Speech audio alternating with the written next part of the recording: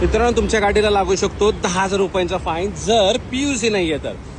आता PUC कशी major करतात शॉर्टमध्ये सांगतो. अशा प्रकारे ही जी पाईप आहे ना ते एक्झॉस्टमध्ये टाकले जाते, गाडी चालू केली जाते. या 2 मशीन तुम्हाला मिळतात, एक पेट्रोलसाठी आणि एक डिझेलसाठी. पेट्रोलसाठी मित्रांनो मॅग्मा अनालायझर आहे आणि डिझेलसाठी स्मोक डेन्सिटी मीटर आहे मित्रांनो. अशा प्रकारे पाईप टाकली जाते, गाडी चालू जाते आणि व्हॅल्यूज डिटेक्ट केले जातात. याच्यामध्ये मित्रांनो कार्बन मोनॉक्साईड आणि हायड्रोकार्बन हे मेन बेसिकली 2 कंटेंट चेक केले जातात. ते आउट ऑफ लिमिट आहे तर फिटनेस टेस्ट तुमची पास होणार नाही आहे गाडीची बेसिकली मित्रांनो. PUC तुमची अशा प्रकारे कॅल्क्युलेट केली जाते मित्रांनो. फाईन किती आहे? पहिल्यांदा 1000, परत 2000 आणि नंतर 10,000 सुद्धा फाईन लागू शकतो मित्रांनो. आता जास्त पैसे नाहीत, 50 रुपये बाईकला आहेत, 100 रुपये रिक्षाला, समथिंग 125 रुपयाच्या आसपास पेट्रोलला आणि डिझेल गाड्यांना नियर अबाउट आहे मित्रांनो 150 रुपये.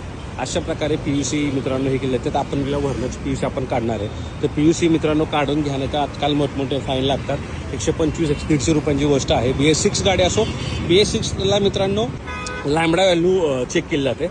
ओके, बाकी काही सगळं सेमच आहे, पण BS6 गाड्यांना सुद्धा PUCची गरज आहे मित्रांनो. तर अशा प्रकारे PUC मित्रांनो काढली जाते आणि चेक केली जाते. एक रिसिप्ट येते, जनरेट करून ठेवा.